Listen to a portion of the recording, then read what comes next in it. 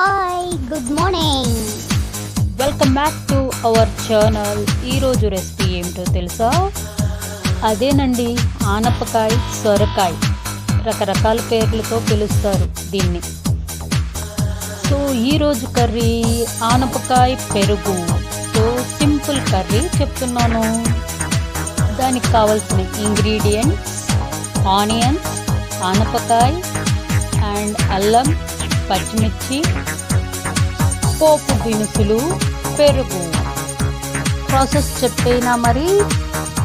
First of all ఆనపకాయని కుక్కర్లో వేసుకొని half boil చేసుకోవాలి. తర్వాత ఒక కడాయి తీసుకొని దానిలో నూనె వేసి పోపు గింజలు వేయాలి. తరువాత ఆనియన్స్, మనం తరిగి పెట్టుకున్న ఆనియన్స్ను ఆయిల్లో వేసుకొని మగ్గించుకోవాలి. తర్వాత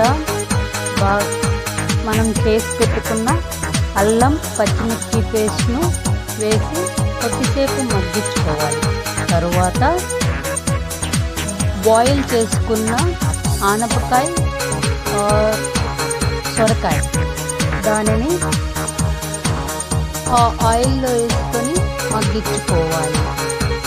మర్చిపోయానండి, కొద్దిగా శనగపిండిని తీసుకొని వాటర్లో మిక్స్ చేసుకోవాలి.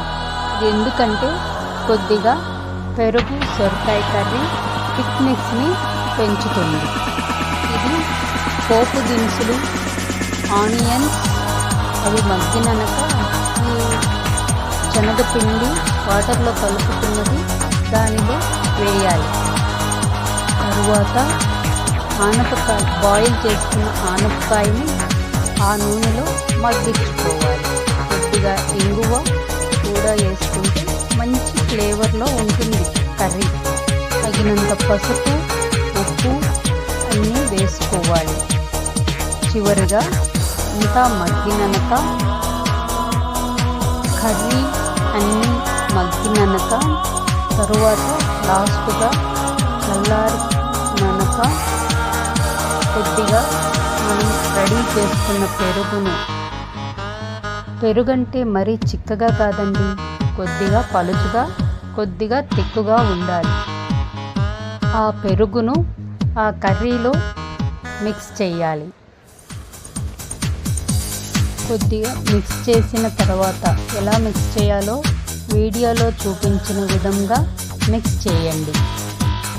తరువాత ఫైనల్గా ఎమ్మీ టేస్టీ పెరుగు ఆనపకాయ కర్రీ రెడీ అవుతుంది.